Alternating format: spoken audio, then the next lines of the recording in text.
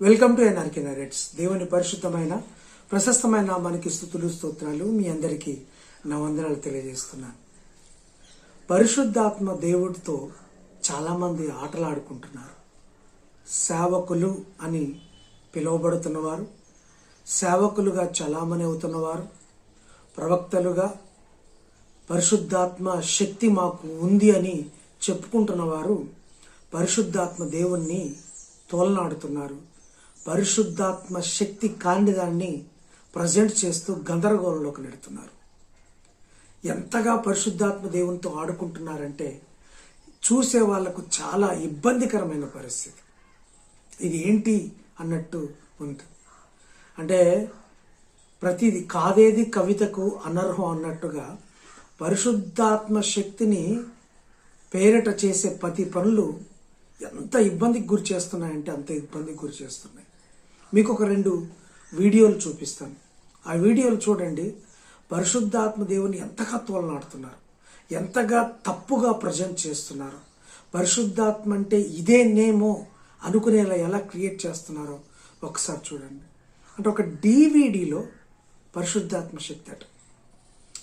ఒక పాస్టర్ గారు డివిడి మంత్రిచ్చి ఒక విశ్వాసకి ఇస్తే ఆ డివిడి పట్టుకోగానే ఆమెలో శక్తి వచ్చి పూనకంలా వచ్చి ఎగిరి గంతేసి కింద పడిపోతుంది. ఇంకొక వీడియోలో ఒక పాస్టర్ గారు ఒక చాలా విశ్వాసులు జనాల సంఘంలో ఉన్నారు. ఆయన ఒక కొమ్ము బోర తీసుకొని ఒక సౌండ్ చేయగానే ఆ సౌండ్కి అందరూ ఊగిపోతూ పరిశుద్ధాత్మ శక్తి వచ్చినట్టుగా వారు అక్కడ ప్రవర్తిస్తూ ఉన్నారు. ఎంతలా అంటే ఒకసారి చూడండి, మీరు ఆ వీడియో చూడండి. அடுத்து பயமா அளிக்குது. இது அப்படிங்க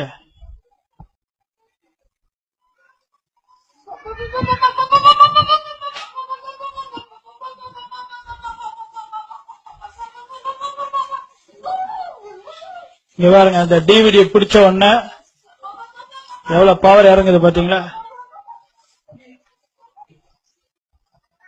இந்த வருஷத்து முதல் டிவிடி தான். இதுல பயங்கர பவர் இருக்கு. Thank you Jesus. ஆண்டவர் நல்லவர், அவர் கிருபை. இப்ப அங்க எழுமனோட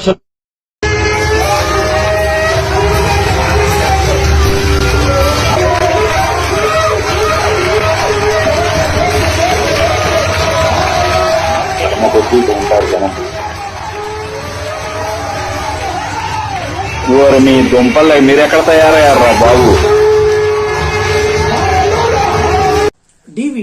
డివిడి పరిశుద్ధాత్మ.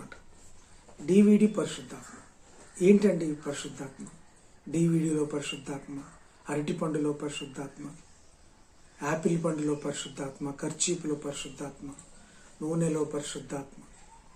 ఎక్కడికి పోతుందండి క్రైస్తవ సమాజం? ఏమన్నా బైబిల్ చదువుతున్నారు? అసలు పరిశుద్ధాత్మ గురించిన వివరణ, పరిశుద్ధాత్మ గురించిన ఇది ఎవరన్నా తెలుసుకుంటున్నారా? అసలు ఏంటిది? వ్యక్తిగత ప్రయోజనాల కోసం వారు ఫేమస్ కావడానికి అమాయకమైన క్రైస్తవులతో ఆటాడుకుంటున్న సందర్భాలు కావివి. ఏంటండి ఇది? పిచ్చి ప్రయత్నాలు. పరిశుద్ధాత్ముడు అంటే దేవుడు, త్రిత్వంలో ఒకరు. ఆయన ఆరాధనకు, మన యొక్క స్తుతులకు పాత్రుడు. ఆయన శక్తినిచ్చే దేవుడు ఒక్కడే కాదు, ఆయన శక్తితో పాటుగా అనేక క్రియలు జరిగిస్తున్నాడు. ఆ క్రియలన్నీ వదిలిపెట్టేసి ఓన్లీ శక్తినే ప్రమోట్ చేస్తూ ఆ శక్తి కురిపించబడినట్టుగా అందరి మీద వచ్చినట్టుగా చేస్తారు.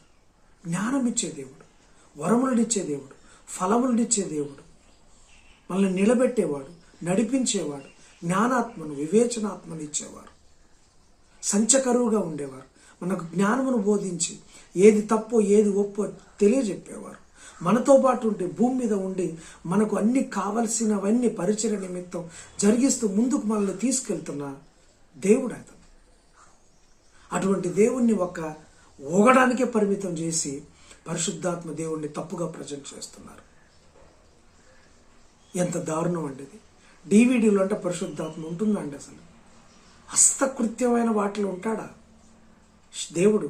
ఆయన దేవుడు, త్రిత్వం దేవుడు, ఆది నుంచి ఉన్న దేవుడు. ఎలా అండి? ఎలా? ఒకసారి ఆలోచించండి. కొమ్ము బూరలో పరిశుద్ధాత్మ, కొమ్ము బూరగానే ఊదగానే అది వారికి పూనకం వచ్చినట్టుగా ఆ ఊదైన ఆ సౌండ్లో వాళ్ళు శక్తిని పొందుకున్నట్టుగా వాళ్ళు అక్కడ కనబడుతున్నారు. కొమ్ము బూరలు ఊదడం ఏందో ఇదో కొత్త ట్రెండ్. చాలామంది కొత్త కొత్త ట్రెండ్లు తీసుకొస్తున్నారు.